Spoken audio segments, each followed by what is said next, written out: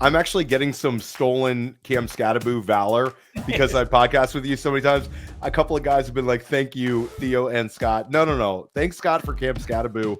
Like, people are asking for comps, and I've literally like dedicated so much brain power thinking about Cam Skattebo comps. I have like 7 different tweets on it. One is like a cross between Peyton Hillis that year he was on steroids and every other year of his career. Another one was if Christian McCaffrey was a 7 out of 10 on the hot scale. Another one is just like early career David Montgomery. And like, that's the one. People, when it's a white running back, people want to compare him to a white running back. That's just, but Cam Skattebo is David Montgomery. Brett Whitefield's talked about it a lot, but it's David Montgomery if David Montgomery was a more prolific pass catcher. What? Why are you shaking your head? You're welcome.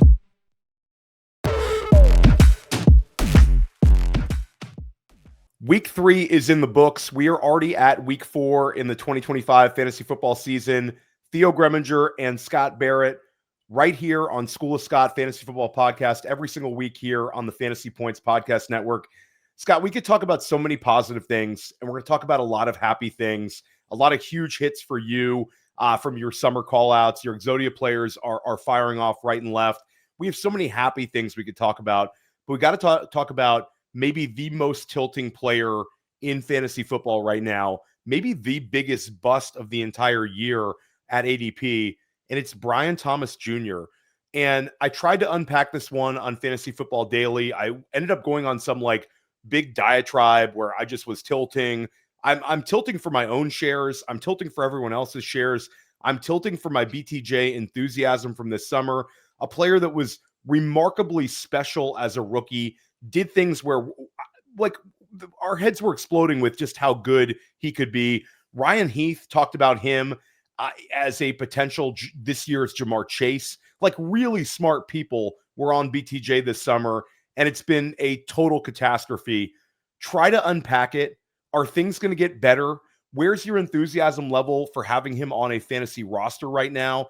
Where is the blame to go? Is it the wrist injury for BTJ?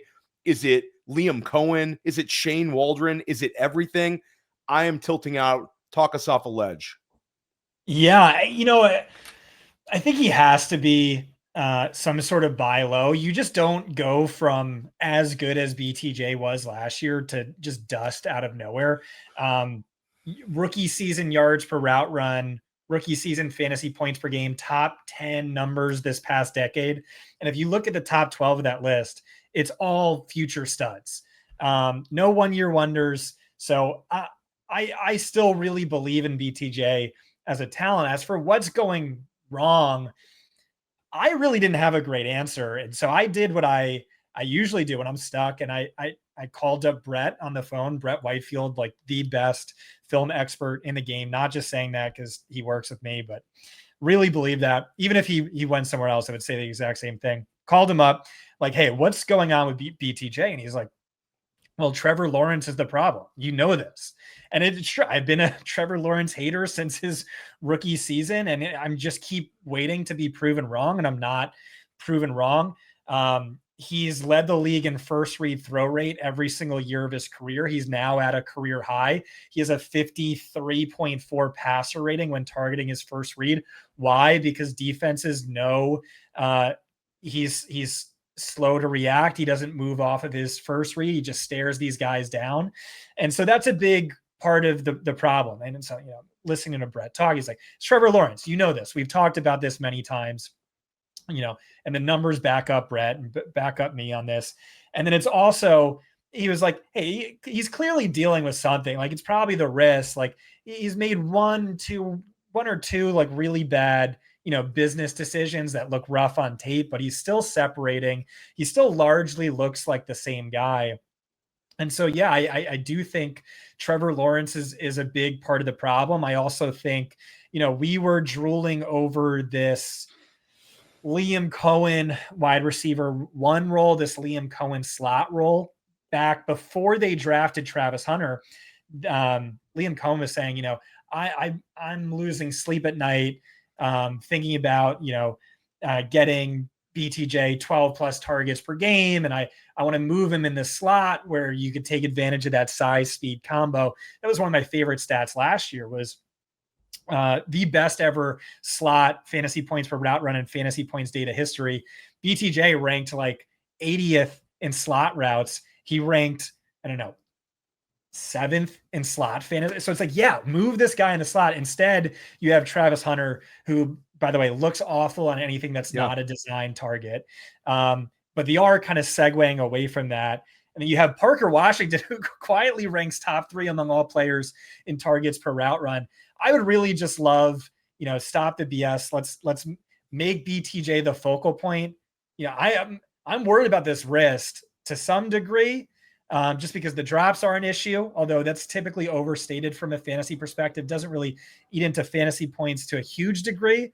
Although, Tyreek Hill last year dealing with that wrist clearly, held him back on multiple levels. But yeah, in general, it's still confusing. It's still frustrating.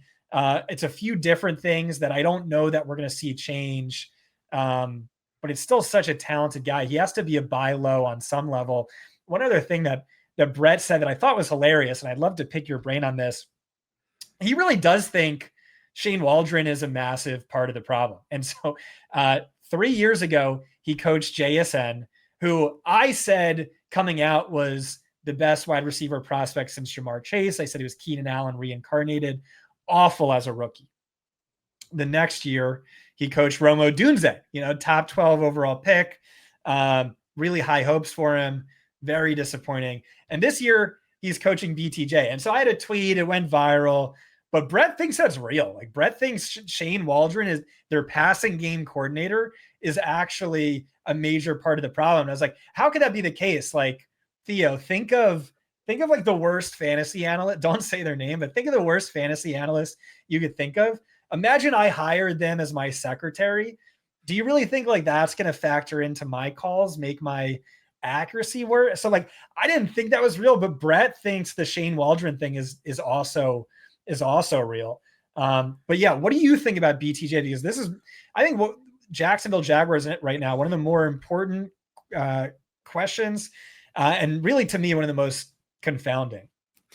BTJ, I'm trying to unpack it so much because I hate being really, really, really wrong on a guy in the summer. And there were times OTC where we drafted together. I drafted with other smart people. I drafted with Dan Williamson. I drafted with Nelson Sousa. I drafted with B-Bag Batoba. I drafted with really sharp people. We drafted with Rich Rebar this summer.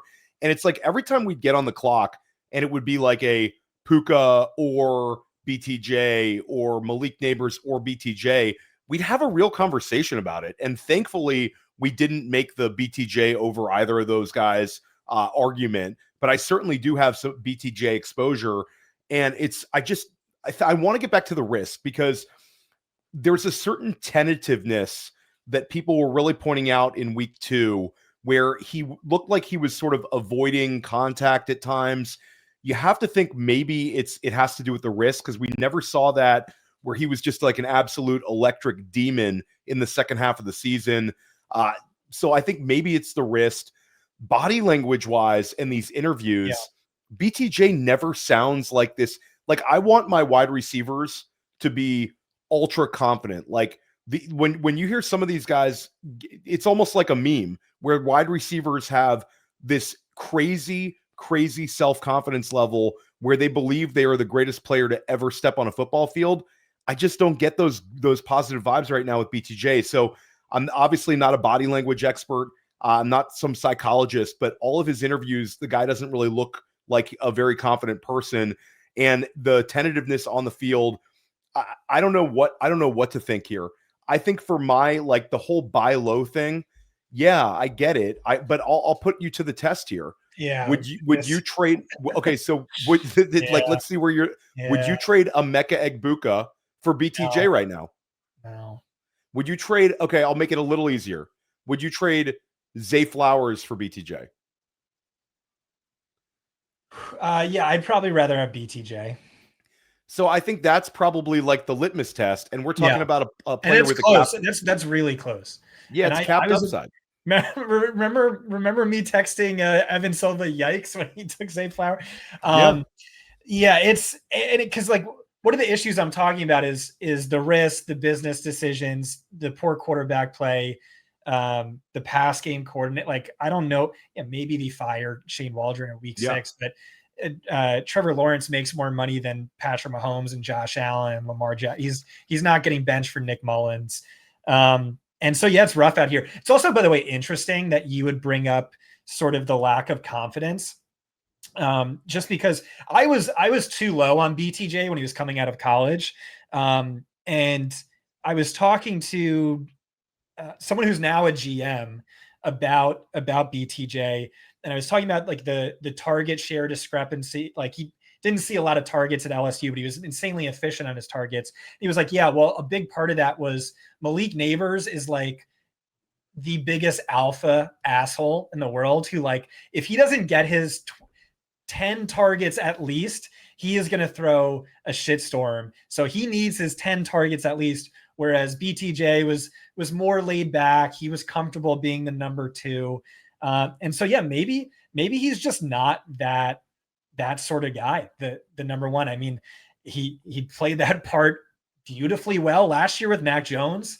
But yeah, I don't know. It's weird. It's rough. We have a sub who DM me. We have BTJ auction league. We have BTJ, Nico Collins, Drake London. And that's just one of those things where it's just like, there's a luck element. There's some bad beats out there. Can't fault you for that one, but not looking great right now. Yeah, I mean, it seems like it always, when we get to this time of the year with buys, there's always an old saying that you either have very difficult lineup decisions each and every week, or you have like no possible players on your bench you'd even consider for your lineup because your team is like so out of gas. So when it rains, it pours. Last week, I had a team that was starting Mike Evans, James Conner, and CeeDee Lamb. That team, the outlook is not as good as it was last week. So things happen in fantasy football. I hope we haven't depressed everybody. We're going to continue to unpack BTJ week in, week out here on the School of Scott podcast. If you're enjoying listening to this, consider subscribing to fantasypoints.com, where you will have access to Scott's article, The Everything Report. It is appointment reading for any serious fantasy manager. It's awesome. Every week, Scott, I read it before we podcast. I always get something amazing from it. It's you and Ryan Heath putting that one together. You also have access with a Fantasy Points subscription to all the amazing articles written by Graham Barfield. Just fantastic stuff out there. My waiver wire column, Tom Brawley's waiver wire column. Our rankings have been off the hook this season. During the offseason, we had Chris Weck coming on our show talking about Puka Nacua as a wide receiver 1 overall candidate. He had him as wide receiver 2 overall behind Jamar Chase. Right now, Puka Nacua, the wide receiver 1. Chris also had Davante Adams inside of the top 10 wide receivers. Right now, looking that way. So Chris is really on a heater right now with his projections. Weekly projections are fantastic as well. And if you want to take your game to an even higher level, Fantasy Points data, the same code Theo will get you 15% off. And Scott, you all of the stuff in the Everything Report, all of the analytics, all of the metrics you're referencing on the School of Scott podcast, they come from Fantasy Points data. It's unbelievable. But you mentioned first read rate, and I think this is one where it's sort of in the common vernacular now for fantasy managers because of Fantasy Points. But talk about it a little bit. And it sounds simplistic, but what does it sort of tell you with when you see a player with maybe a rising first read rate or a very high first read rate? Is it something that's a static stat? Because we commonly reference it, but we rarely talk about it from a big picture. Yeah, this is really one of the best stats that we have that no one else has. It's really predictive. It's really actionable. I was tweeting about this today from the Fantasy Points Data Twitter account. You look at the top 5 wide receivers by first read target rate, JSN 50%, which is insane. And we're gonna go wax poetic on JSN. Garrett Wilson, Puka Nacua, Malik Nabers, Jamar Chase. But you look at the players who are disappointing by first read rate, and it's really all of the bad picks you could have made. So you look at the top 35 wide receivers by ADP. Here's every wide receiver with a first read target share currently below 23.5%. It's BTJ, it's T. Higgins, it's Marvin Harrison Jr., it's George Pickens, Jamison Williams, DJ Moore, Travis Hunter. And so this was a sort of note to self to me that I put in the everything report, but really something I want to make sure I don't forget 10 months from now when I'm doing my rankings is we just don't see guys just magically become elite high-end target earners. It just doesn't happen. And so like I'm looking at a George Pickens and I'm like, is he just the Marvin Harrison Jr. to Jake Ferguson's Trey McBride now that CeeDee Lamb is out? Jamison Williams, it's like, oh, this is the year he's gonna, usurp Amon-Ra and, be the number one. He just gave him all this money. And it's like, the targets still aren't there. Marvin Harrison Jr., he's still getting out alphaed by Trey McBride. And so you could look at this for a number of different receivers. And so this is just like target share on steroids. It's a stat no one else has. The data suite isn't for everyone, but it's if you like stats, if you're a serious bettor, gambler, DFS player, and you're good with numbers, you like numbers, then this is like PFF on steroids. And I think it's even cheaper than PFF Premium now. We just dropped prices because we're in season, and we have code Theo for 15% off. Fantasy points data. So it's the best, most accurate data, customizable, exponentially more stats than anyone else, bunch of filter split options. And I will give a big shout out to our charting team and Brett Whitefield, everything he's done over there with fantasy points data. I record very early on Monday morning for the Waiver Wire show, where I record with Joe Dolan and Tom Brawley. And every single Monday morning, like bright and early, all of the games from Sunday are available, completely broken down. It's amazing the speed and the accuracy. It's faster than PFF. It's faster than anyone. They have like 2,000 times the access to resources that we have, and we're very much punching above our weight here. And they don't have the grit or the intestinal fortitude. That's right, and they don't know ball as well as we do. So I'll just throw that out there too. Let's talk a little bit about it though, because we depressed everyone with the BTJ start. Let's talk about Puka Nacua. Puka Nacua is on an unbelievable run right now. We saw under Sean McVay, we've seen this before, Scott, where in 2021, Cooper Kupp averaged 25.9 points per game and sort of broke fantasy, outscored almost every quarterback that season. If you drafted Cooper Kupp, you basically won your league in the regular season. In 2022, Cooper Kupp looked like he was having a follow-up season, averaging 22.4 points per game. Of course, Kupp went down in very disappointing injury fashion and sort of ended the hope of a back-to-back wide receiver one overall year. Right now, Puka Nacua, with 3 weeks played, is averaging 24.5 points per game.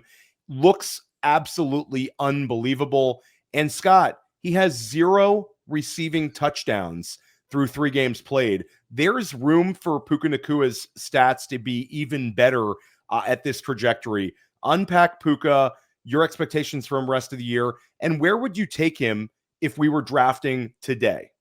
Hey, our first podcast of the offseason, I said, I don't know why Puka Nacua isn't the 101.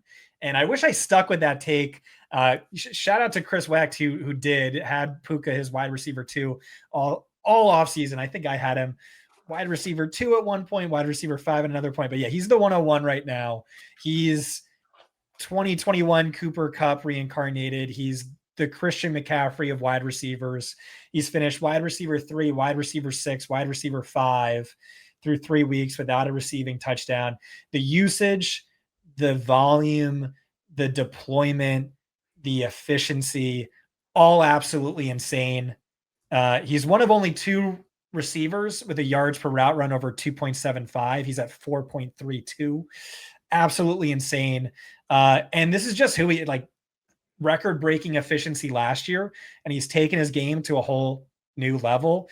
This is what we talk about, Theo, is we talk about Sean McVay's ability to provide fantasy league winners at the best rate of any offensive play caller. I love me some Kyle Shanahan, but no one does it better than Sean McVay. This is a brand new offense, really jacked up their rate of 12 personnel, jacked up their rate of under center dropbacks, jacked up their rate of play action. It's a way better offense now, I think, the upgrade from Cooper Kupp to Davante Adams. And it's such a condensed offense where the passing game really just flowing to those two guys. The stat I had in the article was Nacua and Adams have combined for a 64 to 68% target share in every game this year, which is just insane. And like that's the other sneaking component to it. So I went on this love affair for Puka, but then I talked about a guy I was calling last week, mini Puka, who's like usage looks identical to Puka, maybe even a little bit better. That's Jaxon Smith-Njigba. And then you have Puka's big brother, Davante Adams, who was cheaper in price, might be even more of a league winner. This is a guy I think I'm going to have 100% exposure to in DFS this week. I think a top 7 wide receiver moving forward. I don't know if anyone else is ranking him that highly. So great buy low there. And yeah, those are like the 3 biggest league winning wide receivers to me right now. Puka, mini Puka, and Puka's big brother. Yeah, JSN is the one for me. And I think I might even be higher on JSN than you are. I had Jacob Gibbs on the show, Fantasy Football Daily, with Ryan Heath and I. Unbelievably fun episode where, I mean, anybody who's not following Jacob Gibbs or Ryan Heath at this point is really doing themselves a disservice. I believe I called Ryan Heath a wunderkind on the podcast. He didn't love it. Didn't love it, Scott. But really? I call him the golden boy, but I don't know that I've ever called it to his face. Yeah. I called Maybe he hates that too. I don't. Yeah, he doesn't love it. Okay.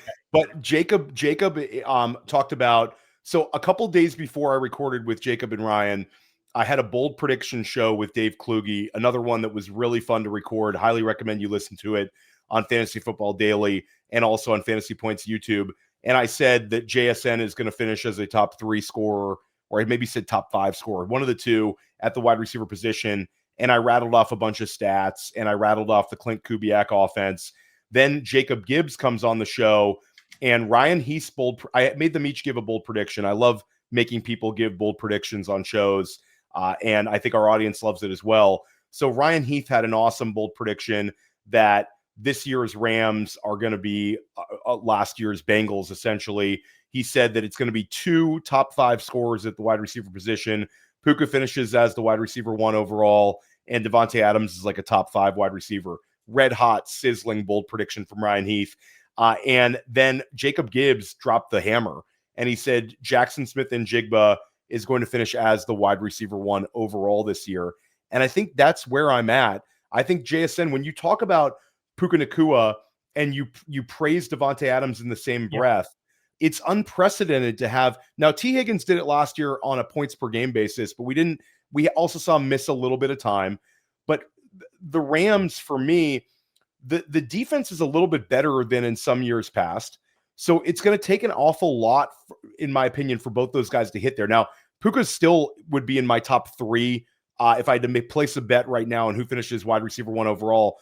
But when it comes to JSN, everything is just perfect for him usage-wise. And Scott, we're seeing him like evolve into this role, this non-slot dominant role where he's playing all over the field, still seeing some time in the slot, winning downfield. He even has a flu game to his name. And we also have seen Seattle. We haven't really seen Seattle in an environment where they're trailing. Seattle won against Pittsburgh. Seattle completely dominated this past week against the Saints. And week 1 was sort of trying to take the air out of the football and just get the game over with to beat San Francisco. JSN, of course, has the fumble at the end. So I think we're going to get some potential game flow where JSN might just go nuts and put up a couple of 30-pointers. He's also exceedingly young. So, I mean, I love your take on JSN, but I might be even a little bit higher. Is JSN right now would be your wide receiver 2 rest of season? So I wrote in the Everything Report, I have him just a hair behind Malik Nabers because I think I just have a little I think I need to see a little bit more before I'm fully bought into Sam Darnold and the Seahawks offense. But like, no doubt I could see him finishing as the overall wide receiver one easily because, I'm hyping up Puka Nacua. And then I'm also saying, hey, Davante Adams last week, really productive game when you factor in he was shadowed by Quinyon Mitchell for the entire game. He currently leads all wide receivers in Davante Adams.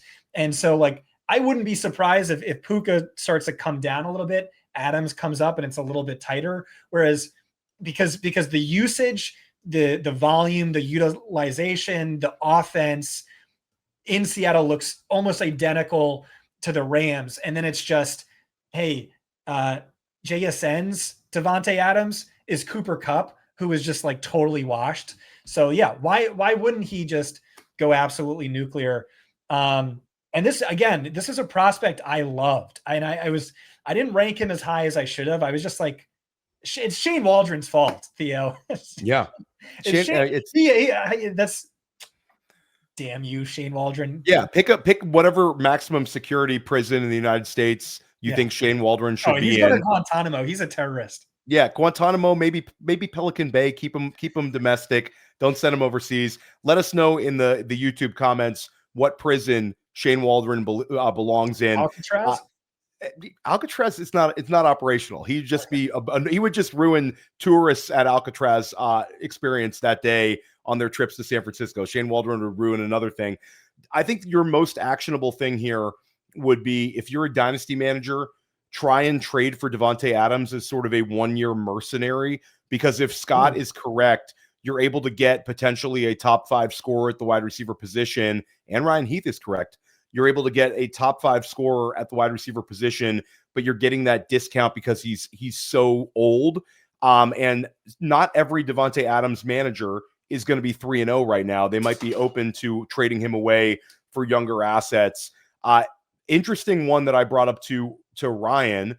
I think another actionable take, and we're going to talk about the Dallas Cowboys situation shortly, but I said, why wouldn't you consider trading Jaxon Smith-Njigba, trading CeeDee Lamb, knowing he's going to deal with this high ankle sprain, for JSN?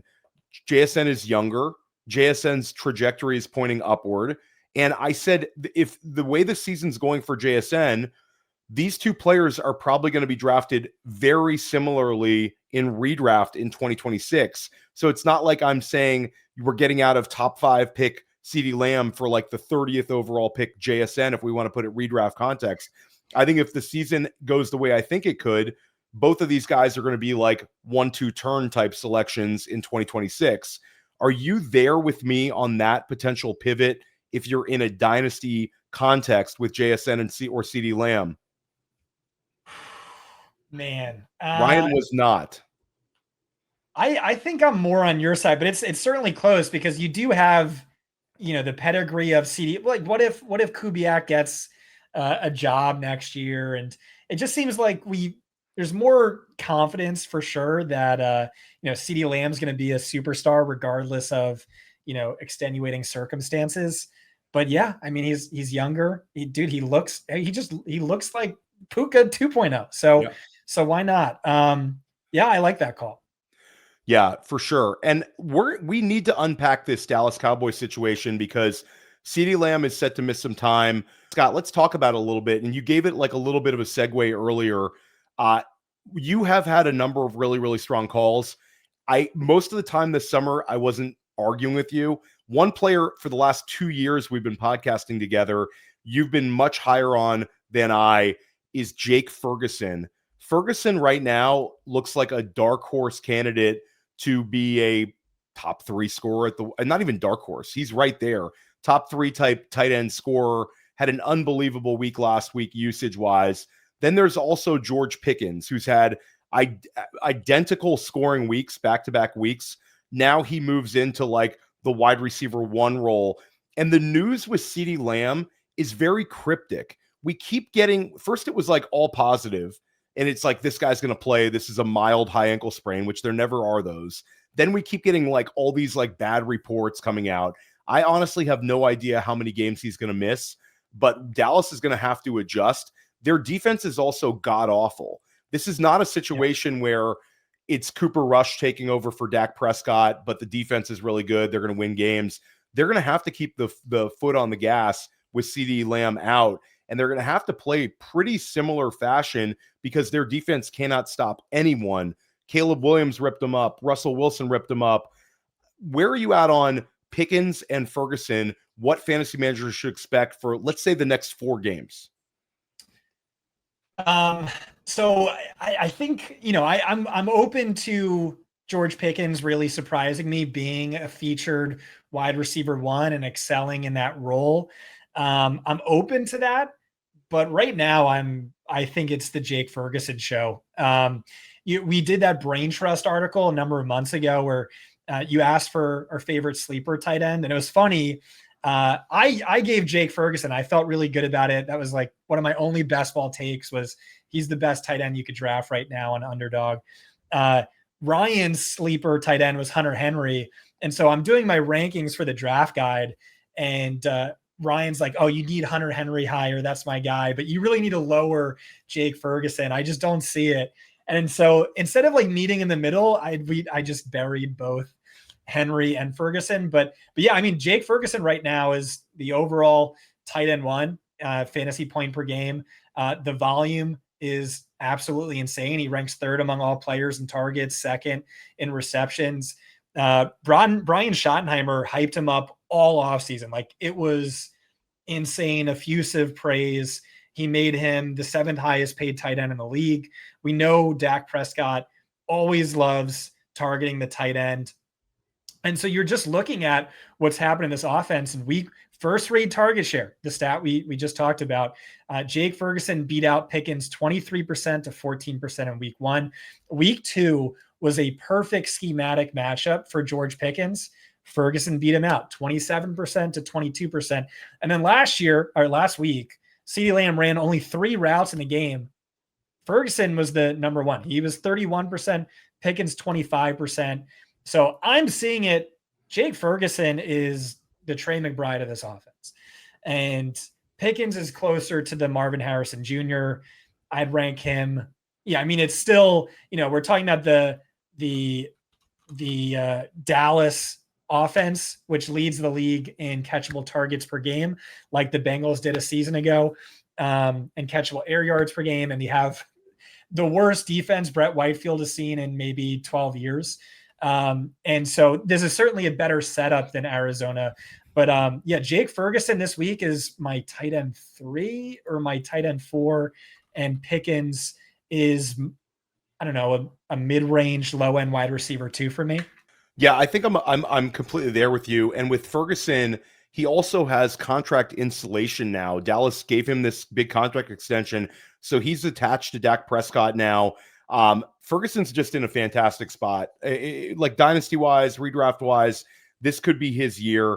And I think he's a more talented player than Dalton Schultz was. I think we can safely say that at this point. We have this sample size of seeing Jake Ferguson now for several seasons.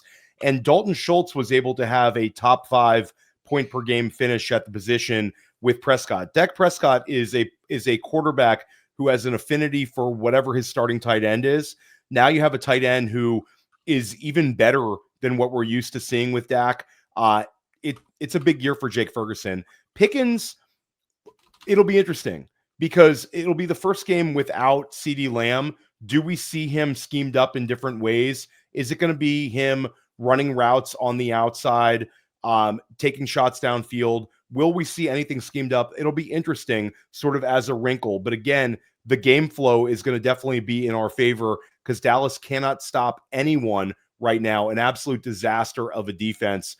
Let's talk about the New York Giants because big news this week, a lot of big news this week, but CeeDee Lamb goes down with the ankle injury. That was big. And also in the NFC East, you get the quarterback change in New York that I think all of us at Fantasy Points have really wanted to see, with Jaxson Dart taking over at quarterback.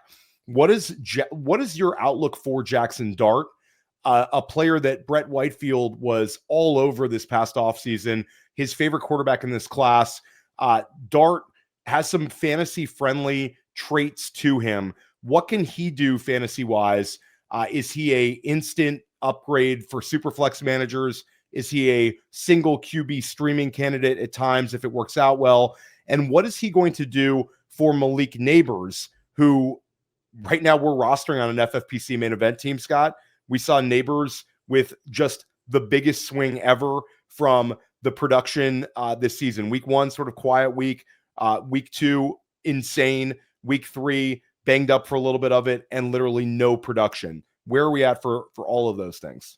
Yeah, well, you saw what happened, right? They pulled the quarterback. Malik Nabers didn't get his 12 targets per game. I'm sure he threw a hissy fit in the locker room. Yeah, Malik Nabers is my wide receiver 2 or wide receiver 3. Feel really good about that. Am expecting a pretty big efficiency jump. This was about when I earmarked it being Jaxson Dart time. Andrew Thomas, their left tackle, is back. That is really significant. And I'm expecting some success from this offense, which looks so much fun. You have Cam Skattebo, my guy, who you hate, but I love, is the Baker Mayfield of running backs. You have Jaxson Dart, who Brett Whitefield comped to, I think it was Baker and Jaden Daniels, which is so much fun. This was Brett's QB1 in the 2025 draft. He had him above Cam Ward. This was the second highest graded passer in preseason, according to PFF. And it's a guy who runs. Drake May is my Exodia quarterback because he runs. May had 48.9 rushing yards per game in his final season at North Carolina. Dart averaged 49.1 over his last 3 seasons at Ole Miss. So he has that upside.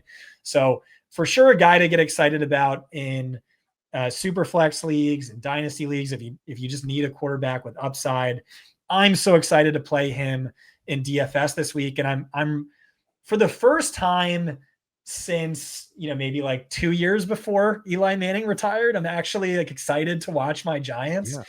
And yeah, I'm expecting good things. I think part of this too is like my sources in New York were raving about Jaxson Dart in a way that I didn't expect from guys who are typically very, even measured.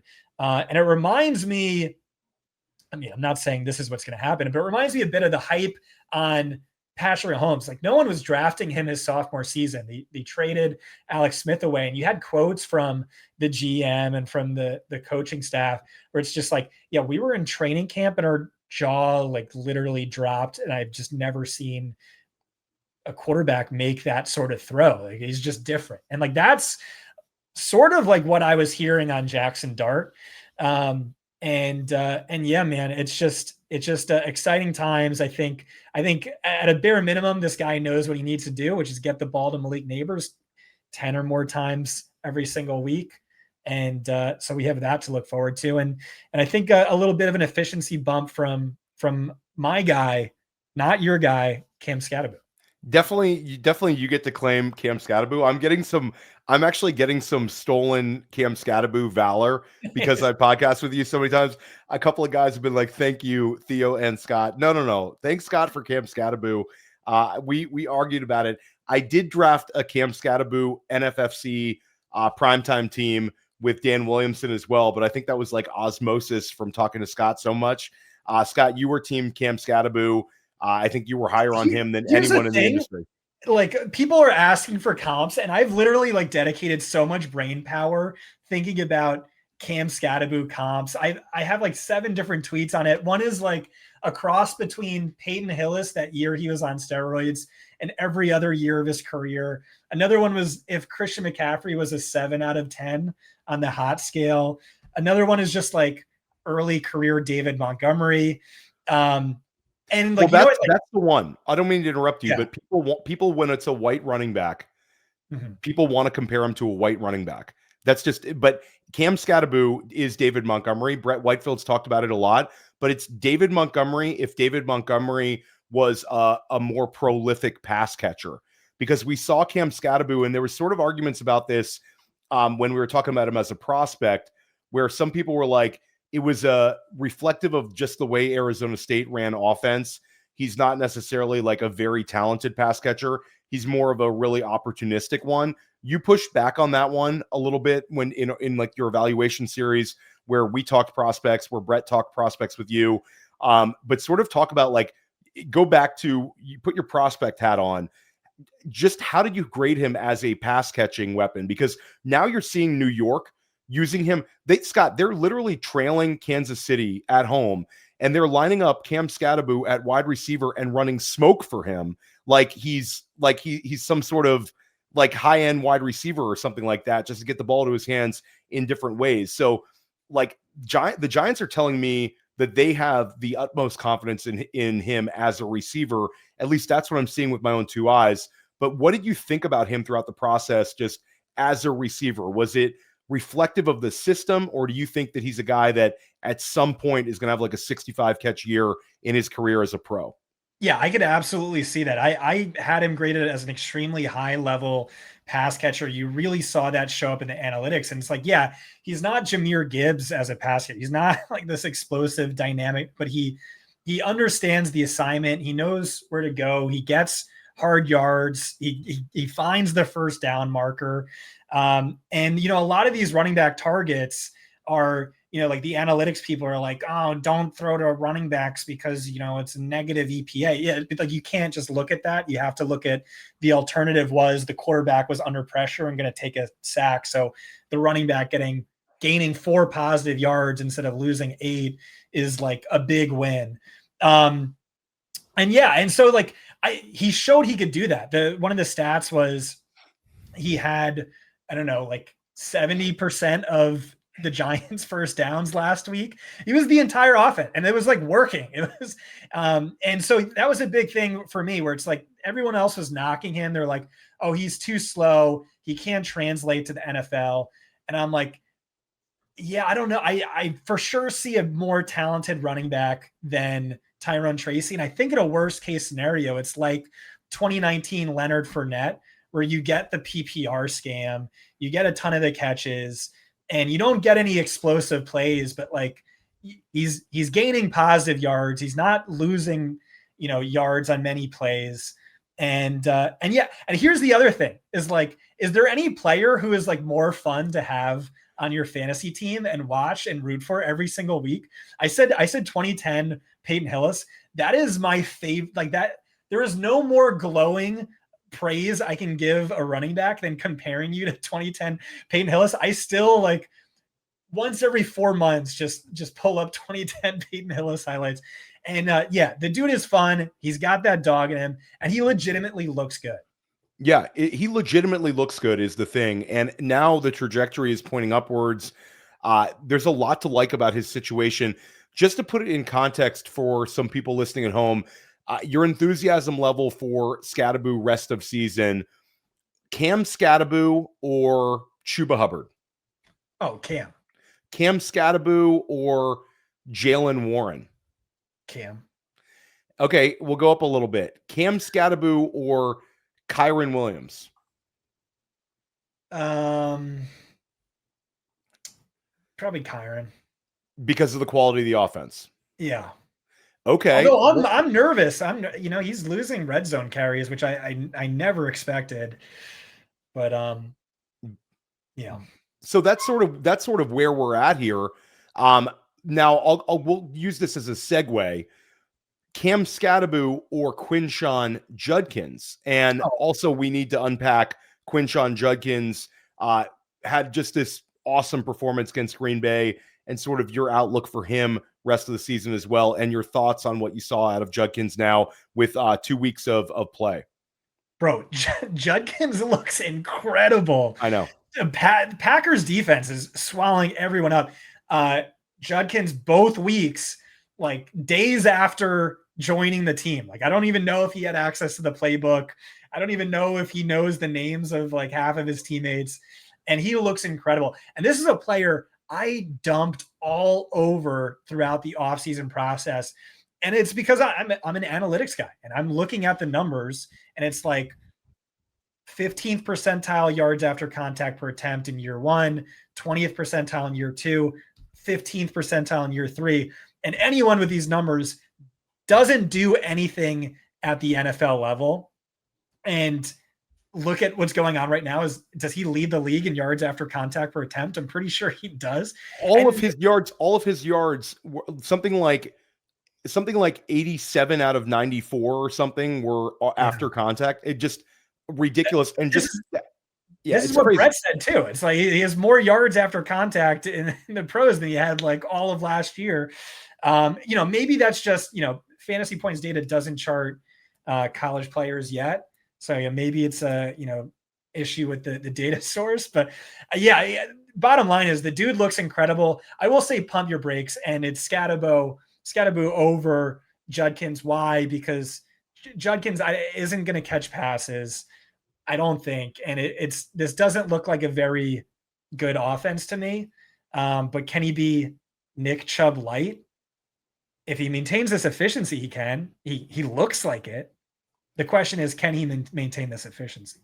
I'm really close on these two. I might lean Judkins because I do think that, and this is not a Cam Skattebo hater. You're just such a hater. You can't I think Judkins, just based on I think that Cleveland, he's going to become the offensive focal point for the Browns. Yeah. Whereas the offensive focal point for New York is Malik Nabers. Yeah. And I think you're going to see these weeks where Judkins gets 25 touches. And it's heading in that direction. And people are going to say, Theo, the defense is the defense in Cleveland is shockingly good. The defense in Cleveland is awesome. And Judkins, I think that they told us a lot with that Baltimore game where it didn't even seem like the kind of game where you'd want to they trailed by so much. You'd think that they'd try to use maybe a Dylan Sampson, who was red hot at that point, but they managed to get Judkins 10 carries against Baltimore. He also caught 3 passes and then goes from 13 touches up to 19 touches against Green Bay. He outproduced Jahmyr Gibbs, David Montgomery, Ja'Cory Krosky-Merritt, and Austin Eckler combined in terms of yards from scrimmage against this Green Bay defense. We hadn't seen this. Broke off the long one, scored the short touchdown. And I think this is going to be the identity of the Browns, is just establishing Judkins. So I think it's just a volume-based take. The receiving upside is higher for Cam Skattebo, certainly. A little bit more of a diverse skill set. I don't think Judkins is a bad receiver. He's got 4 catches in 2 games played. I just think Skattebo will get schemed up a little bit more as a receiver, but it's just a pure volume take on Judkins, where I'm probably leading Judkins. But I think they're both unbelievably awesome players for you to have on your roster. And Scott, Judkins is the really frightening one because Skattebo was always going in round 9, round 10. He had occasional appearances in round 8, but you never saw him go in round 11. Judkins, though, there's teams out there holding 13th round Judkins when we thought that the season was going to just completely fall apart. There's going to be some monster teams out there. This year's Bucky Irving could end up being Quinshon Judkins just based on where the ADP is. I think it's sort of shocking to even make that. It's second round pick versus a day 3 guy, but the market was so scared on Judkins. And hey, it's another lesson to us that when there's off the field concerns, some people got burned on Rashee Rice this year, and Rashee Rice is going to pay off big time, but there was not a whole lot of fear in the marketplace that he would get that sort of level of suspension. But Judkins, it was the fear and paranoia completely took off. You saw some very low dynasty buys on him during the same time. And we don't know how off the field things are going to go. And I think X, all these people posting on X and all these people sort of amplifying things, it's this paranoia and this fear that we know everything's going to happen with these off the field concerns. Judkins is yet another winner here. So yeah, I feel really, really good about him, but certainly Cam Skattebo, Scott, you get a lot of props for that one. Let's keep it going with the rookie running backs. My guy, Omarion Hampton. Omarion Hampton now to the moon. And don't give me this, it's because Najee Harris went down with an injury. We saw Omarion Hampton take his game to another level. The Justin Herbert MVP season continues. They come from behind, beat Denver.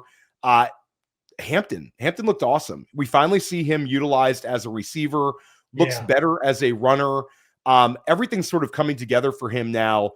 Harris is done for the year. That sort of threat in the background. There's a couple other backs on the roster that, Hassan Haskins, Gus Edwards is out there on the street if they want to bring him back. But this is the Omarion Hampton show. This is exactly why we were drafting him. Looked really good. What was your thoughts on what you saw from him in this breakout performance in week 3? Yeah, so I don't know that he looked really good as a runner. He averaged 3.7 yards per carry, up from 3.0, 3.2. And, Brett has been really worried about, what he's seen on film. He was high on Omarion Hampton, but in his prospect guide, he did have this one concern where it's like, hey, if Hampton does fail, it's because of this lack of creativity and, lateral agility, whatever it was. And he said that's really been pronounced. He could get better as the season goes on for sure, but it's been a rough watch, at least the first 2 weeks. But the thing is, I don't think that really matters in a Roman offense that's going to pound the rock, that has no RB2 on the team. The really big thing to me was he went from 2 targets to 7 targets, 6 catches, 59 yards. And this was a player who, again, I thought had a really strong pass catching profile. And I know everyone was clutching their pearls, panicking over, Greg Roman. Quarterbacks don't target the running back and whatnot. But like, you watch that post-draft press conference and seemed like Harbaugh really wanted an every down running back who was capable in both facets of the game and was a strong pass catcher. And he praised Hampton multiple times for being an exceptional pass catcher. And so he needs that. But it looks like he's going to get that. And that should help open up things like in terms of the efficiency on the ground as well. So yeah, stock way up on Omarion Hampton. Yeah, and for the Chargers in general, we saw them run the gauntlet here. They go 3-0 against the AFC West. They get the win against Kansas City and Brazil. They win in Vegas. And then this Denver Broncos game where Justin Herbert had 47 pass attempts. Just unbelievable to see. Now the schedule sort of eases up where you have the Giants on the road this week. Then you have Washington coming into LA, a potential shootout. We have to imagine Jaden Daniels is back there. Then you've got Miami in Miami, then a big one against the Colts in week 7. So this Chargers offense, I think, is really trending up. One other player to sort of unpack, Quintin Johnston, where Quintin Johnston, this is a breakout year. We are breaking out of Quintin Johnston here. We're going to talk about Quintin Johnston, and we're going to talk about Tre Tucker shortly. This bizarro world, guys, where Scott Barrett, last year, pretty much anytime Quintin Johnston did something good, it was because of a defensive mistake. Now he's just looking good in general. Talk about him and his rest of the season outlook. Yeah, he legitimately looks like a different player. He's separating. He was dead last in separation as a rookie, and he was like bottom 25th percentile last year, and now he's separating. He looks really good. He drew a Patrick Surtain shadow last week. Was still outproduced Ladd McConkey. Not only that, but it was the most yards Surtain has given up to a receiver in, I don't know, at least 2 years, maybe 3 years. And this is crazy, but Harbaugh tried to tell us all off season. Yeah, it looks real. And this is just so unfortunate for my guy, Ladd McConkey.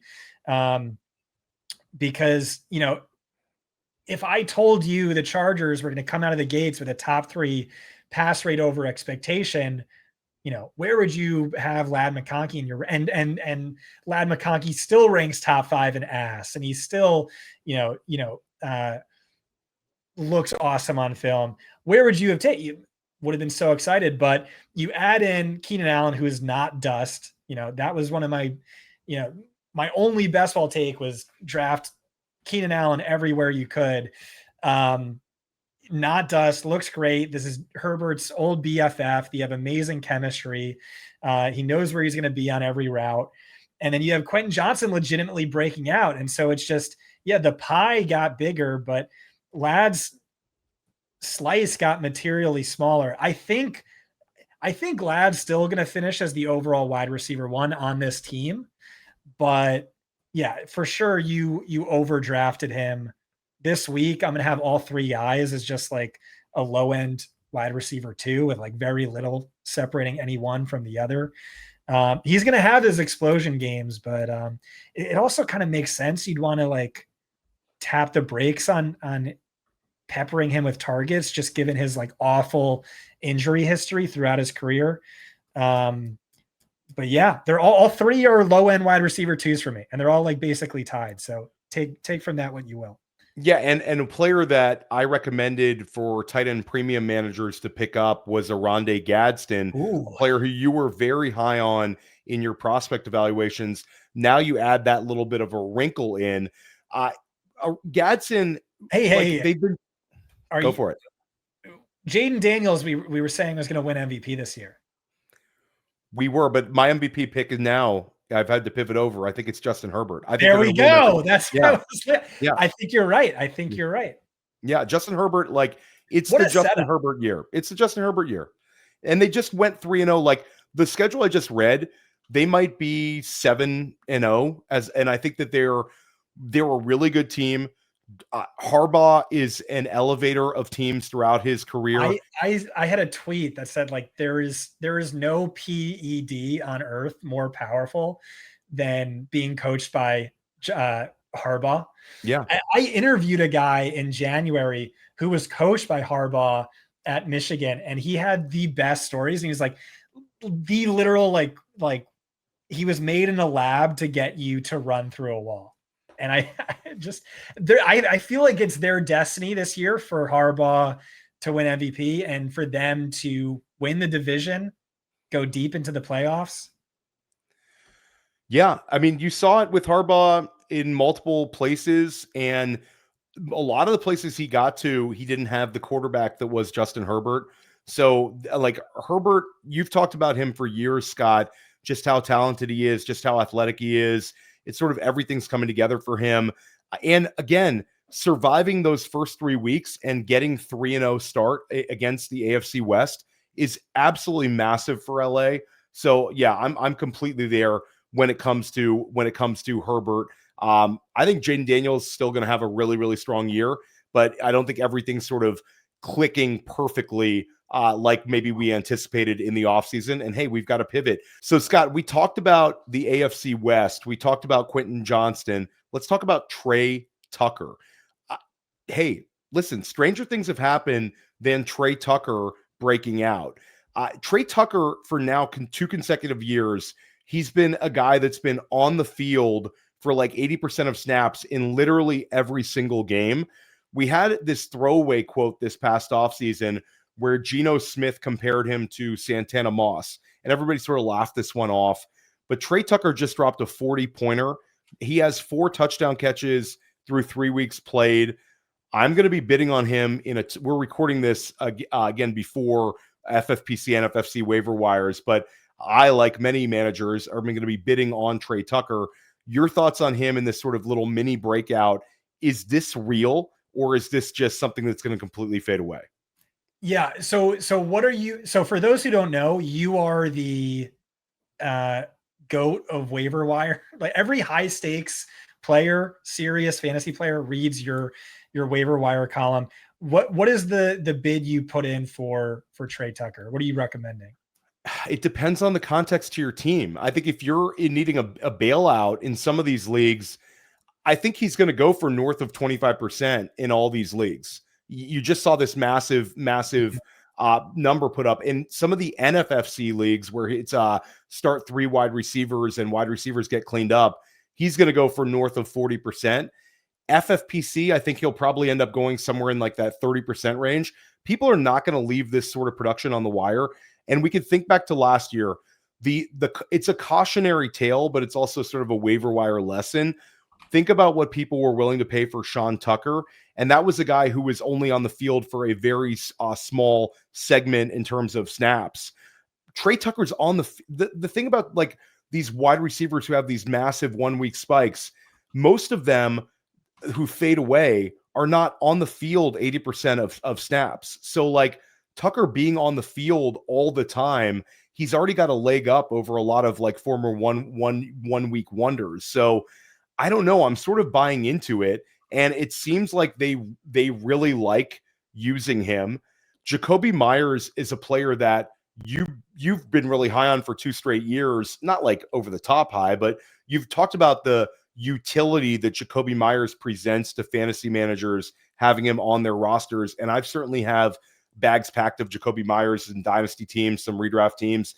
I get what Jakobi Meyers is, but Jakobi Meyers is not some massive like impediment for another wide receiver potentially taking over and outscoring him. Like him outscoring Jakobi Meyers would end up being a big win. And I think it's in the wheelhouse now, even if we sort of take away if we go moving forward, not even counting the first 3 weeks stats, I think Tucker could outscore him the rest of the way. Your thoughts on that? Yeah. So I think Ryan would think that that's crazy, what you would be bidding at, but I really don't mind it at all. And maybe this is a little bit of a bias because, when this big game happened, Ian Hartitz tweeted out like, this was the quietest 40 burger of all time. And it really was like, I didn't hear anyone talk about it. Barely saw the highlights. And so the one person I asked about Tre Tucker was Stephen O'Rourke, who's like the director of ASS. He's technically our senior film analyst, but the head, separation charter. And he was like, dude, I saw this coming. I had a bunch of tweets about Tre Tucker week 1, where I was seeing him gain, exceptional separation on these deep routes. And, maybe that's a focal point of the Pete Carroll offense. Look at the success that Tyler Lockett had and Doug Baldwin had, who, under-heralded guys who sort of came out of nowhere. And like, it's just, dude, it's a 40 burger. Do you know how rare a 40 burger is? Like, so I think it's worth just like taking a shot on, even if the most likely outcome is like he just rots in your bench the whole time, is shoot for upside. So I said he's like way more, he's at least as deserving of 15% of your fab as Harold Fannin. And Ryan disagreed with that, but no, I'm with you for sure. Yeah, you got to take shots, especially when it comes to deep formats. If you're in a shallow league, maybe you don't need to go as crazy. We always are searching for this year's version of.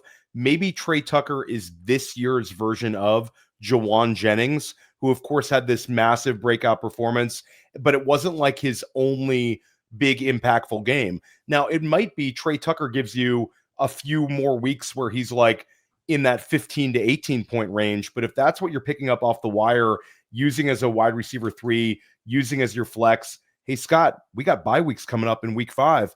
Using Tre Tucker in during a bye week, that is something that I think fantasy managers should absolutely be considering. So we don't want to go over the top. It's not a push your chips in and spend every penny on type guy, but getting Tre Tucker on your fantasy roster, if you're wrong, you're wrong. But if you're right, it could be a player trending up. And I'll add in, he's 24 years old. He was a day 3 pick out of the SEC, or excuse me, a day 2 pick, 3rd rounder in the NFL draft. It's not like some guy who came out completely out of nowhere here. And he has elite speed. Very interesting one.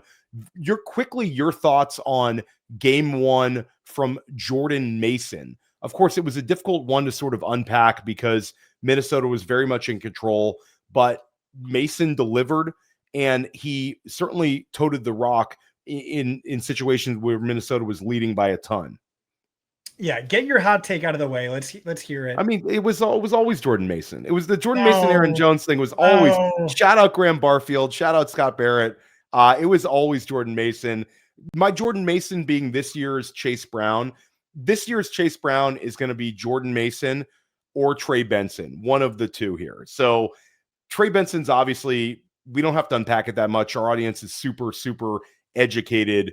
Trey Benson's going to inherit an unbelievable role. Benson, I think, has a higher receiving upside, obviously. Mason doesn't really catch the ball. He did catch passes in the first 2 games of the year. Obviously, in a situation with Minnesota leading, they're not going to scheme up anything for him. But Mason is such an effective runner. This is everything you wanted to see out of him. I'm all over him.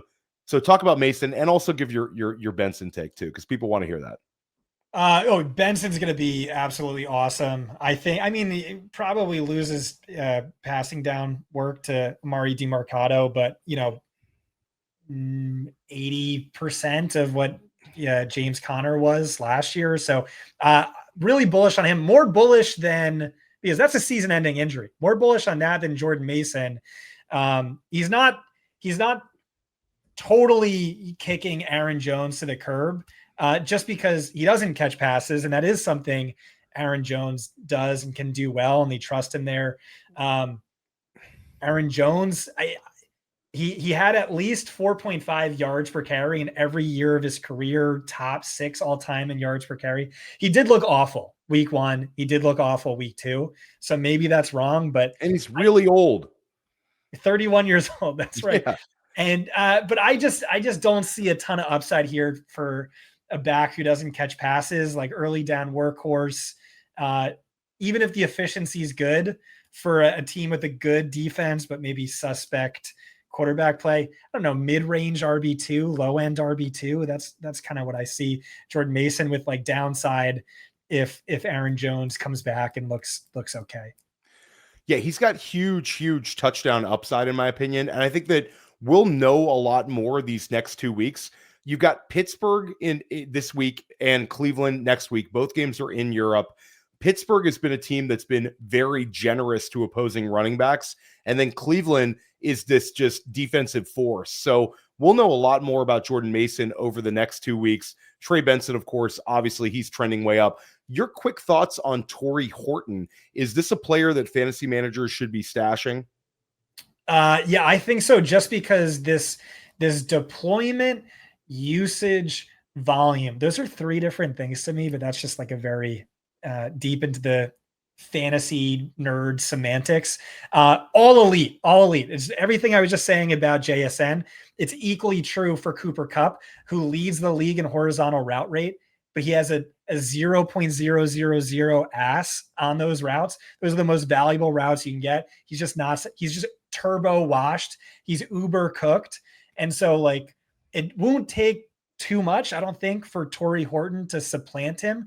And like, he has to supplant him because no one is deploying more 2 wide receiver sets than the Rams and Seattle, which again is great for those wide receivers who are on the field in those 2 wide receiver sets, lesser target competition, more likely to get targets. And so if he can get that role, super valuable. And like, here's something that can get you a little excited. I have to pull up this tweet because I don't want to butcher it, but did you see this? The coach just gave a comp on Tory Horton. No, okay, I missed this one. All right. This is courtesy of Brian Nemhauser. I asked Clint Kubiak if he's coached a rookie wide receiver that reminded him of Tory Horton. He initially declined to name the player and then revealed who he was talking about. You want to guess? Clint Kubiak? No, I'm really excited to hear this one though. What would be the most egregious name he could list off? It's Justin Jefferson. No, stop it. He didn't say Justin Jefferson. I don't even want to tweet this out just because like this is valuable intel you're only going to get from the School of Scott podcast. I won't retweet it, but I just shared it to you in the private chat. Yeah, this is a legit Seattle beat writer. This is crazy. So yeah, make sure you have him in your keeper league sitting on your bench. Tremendous upside in the here and now this year, but certainly long term. I wasn't super high on Tory Horton coming out, but I know a lot of people who really were. Yeah, Tory Horton, there was a hive for Tory Horton. And I think a lot of us at Fantasy Points, and correctly so, when Brett Whitefield is not all over a guy, or doesn't necessarily, Brett didn't necessarily like Tory Horton. So Tory Horton is one where there was a hive, but it was a small one out there. But he had some big time production at Colorado State. He of course had we always love talking about these guys in these games against like Travis Hunter. He had a really big performance against Travis Hunter in one of those Colorado State, Colorado games. Interesting player, but he certainly looks extremely explosive. That's a wild quote. I still can't unpack that enough. But yeah, shout out to the School of Scott audience for getting that one. Scott Scott doesn't even want to quote tweet that one just because it could end up being a very ridiculous one. But Scott, let's talk about, let me actually give you a true or false. True or false? Emeka Egbuka is a top 15 wide receiver for as many weeks as Mike Evans is out? Yeah, I think so. I have to say I got lucky on some of these Exodia calls, where, the Tyrone Tracy injury that just occurred, but also, yeah, right as Chris Godwin was coming back, Mike Evans suffers a multi-week injury, a hamstring injury, which he's dealt with all throughout his career at his, advanced age. I don't know that these guys are going to be at 100%. Like Chris Godwin might not be, for a player who's always won with, lateral agility and elite stop start. I don't know that he's going to be 100% at any point this season. So what do you have? You have Emeka Egbuka, who's just been like insane steady hype train from the second they drafted him. And Baker Mayfield has a nearly perfect passer rating when targeting him. And the target volume really hasn't been there. And so I just expect that to continue to rise. And yeah, he's top 15 wide receiver rest of season. Yeah, I'm going to have him as probably like a mid-range or low-end wide receiver 2 this week, but rest of season rankings around there. Yeah, for sure. Yeah, and we saw Jacob and Ryan have sort of talked about this one. I think you gave him like a go outside nerd type comment. But it was Emeka Egbuka, the target share was not necessarily that high. It was like 19%, 20%. I think it's going to be very telling to see just how much they scheme up Egbuka this week, where now you have Mike Evans not part of the game plan. You could end up seeing a 25% target share game for Egbuka. Really, I have high hopes for him. Chris Godwin, I agree. I think it's going to be a little bit of a ramp-up period. I actually think Sterling Shepard is a little bit of a sleeper player. If you're looking to get by this week, he had 4 catches for 80 yards last week, 5 targets. If Godwin is slow out the gate, this could be a sneaky Sterling Shepard has like 5-6 catches type game. I hate Sterling Shepard. Yeah, it's gross. It's absolutely gross. Because I want Emeka in the slot is what I want. And Emeka is going to be, he's going to have, I mean, he could end up being a low-end wide receiver 1. I know we've talked about Tedero McMillan for a lot, but Egbuka could really, really trend up. It's a really strong start to the season for him. 2 more things before we get out of here. This is one where Brett Whitefield always will send me like a message. He likes listening to the breakdown that I drop, that drops Monday as a pod, and also on Fantasy Points YouTube, where I give my takeaways from Sunday's action. And usually it's Brett, saying something he agreed with, or, hey, nice job, something like that. But he came at me hard. Did not like my Caleb Williams enthusiasm. Caleb Williams right now, QB3 on the year. And Brett's just like going off on me. And I'm like, listen, we're not talking about real life football. We're talking about fantasy football. And Caleb Williams now has a QB1 overall finish and a QB9 overall finish. He's QB3 on the year, 7 passing touchdowns. He has nearly 100 rushing yards and a touchdown. The Ben Johnson offense, we can both agree, we're a little bit more enthusiastic about this week than maybe we were a few weeks ago, where Luther Burden's starting to break out a little bit. Colston Loveland, I think, was going to break out before he got banged up last week. And then you've got Rome Odunze, who is this, dare I say it, wide receiver 1 right now, and the year 2 breakout wide receiver this year. But my specific question for you is, Caleb Williams is a top 5 QB scorer by midseason? No. Or at midseason? No. Okay, so you're seeing regression here. Talk about it. Unpack the enthusiasm. Why are you anti-Caleb? You talked about this in the Everything Report, but maybe unpack a little bit about the Dallas game. Yeah, well, so yeah, he just had an awesome game against Dallas, which is really one of the worst defenses potentially ever, or at least it looks that way through 3 weeks. 3 of his 4 touchdowns came on busted coverage. That I think is due to mostly Ben Johnson's, sick play design. There was the trick play to Luther Burden. It's also like Brett is, I think, the best film evaluator when it comes to quarterbacks in the game. And I don't know anyone who's close outside of like a former player like Kurt Warner. It's just, Caleb has performed better than last year, but like the bar was subterranean. And it's still not at a really high level. A tweet I had, which, may be cherry picking, but you look at just his first 7 dropbacks of each game, which maybe are scripted. He's had 3 of his touchdowns there, 15 of 18 passing. You have, the plays against busted coverage. And so if you just take those out, Caleb's stats look really bad. He's 40 of 71, 153 yards per game, 1 touchdown, 1 interception. And again, Dallas, awful defense.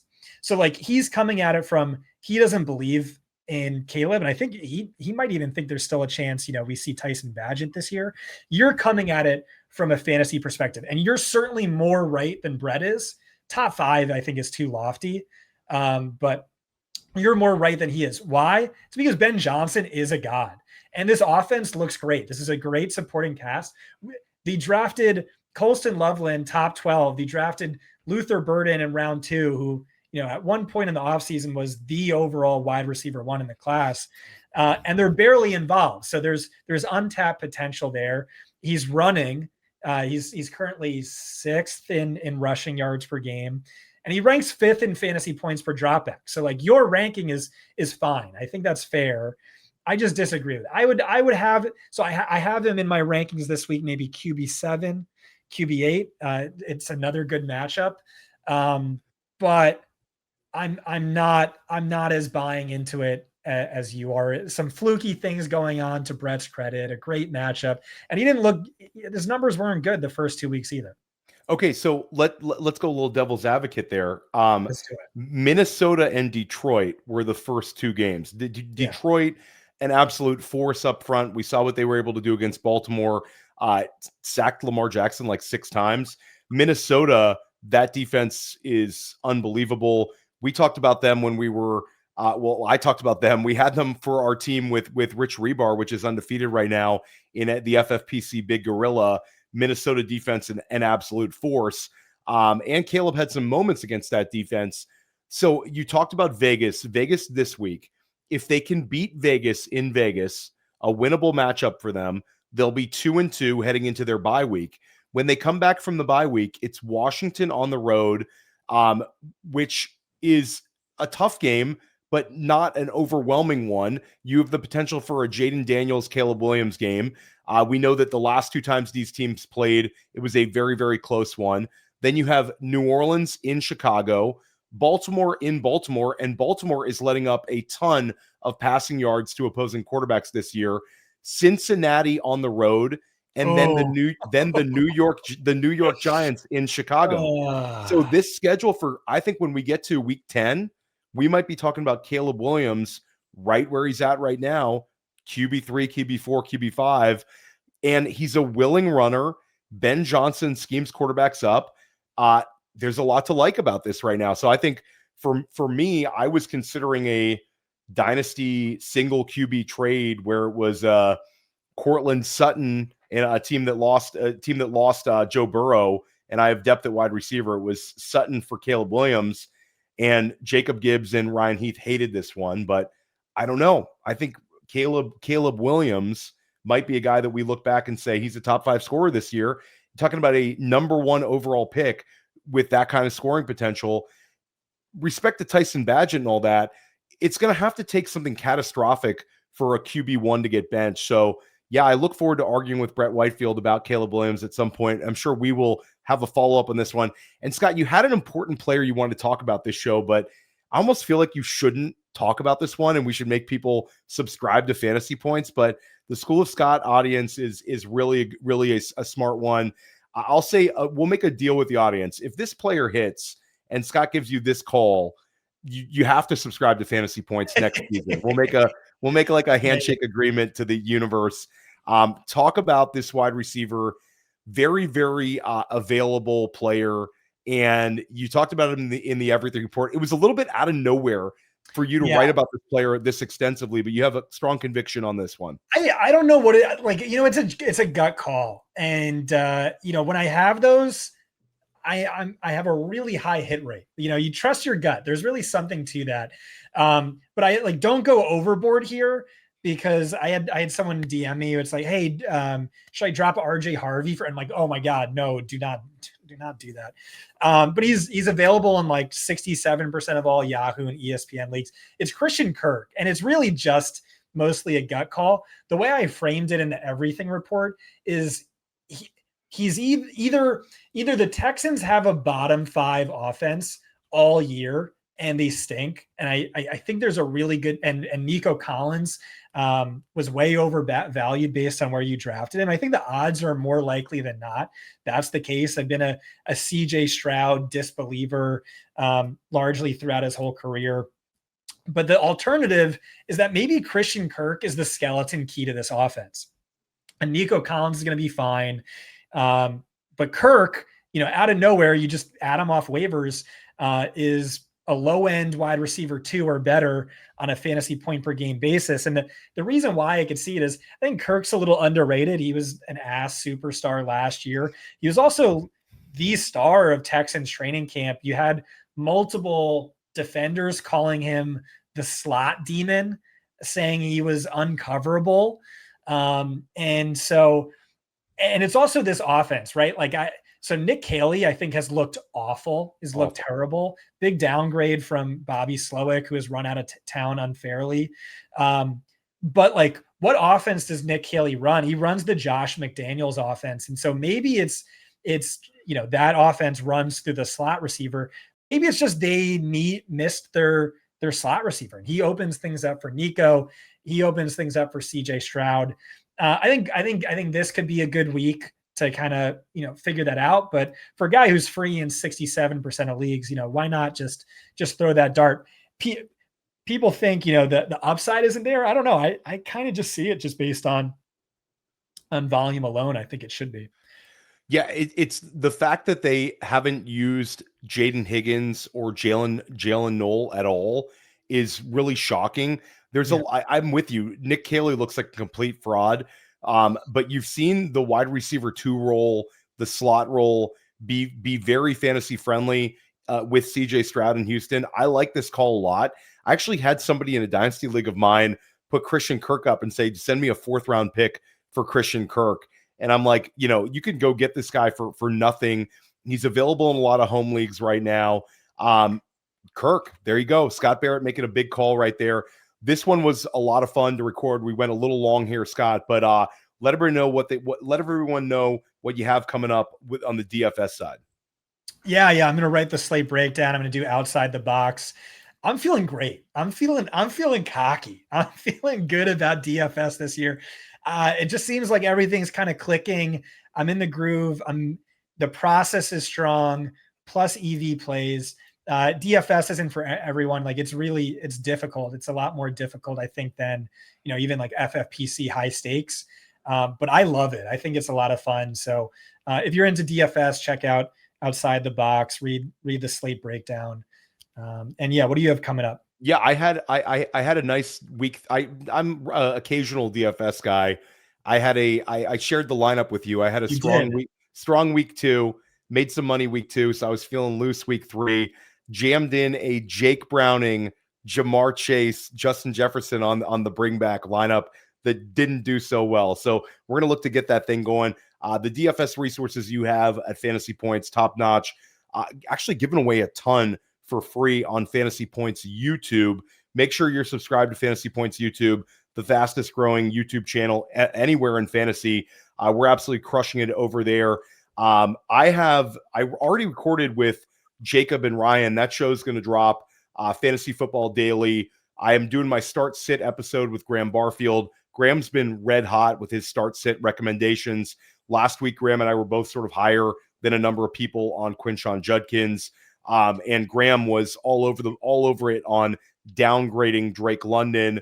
Really disappointing week from London and certainly that Atlanta Falcons offense. So recording those ones, and then Dynasty Life, I'm recording with Dwayne McFarland. He's coming on later this week. So we're rolling. It's nonstop content here at Fantasy Points.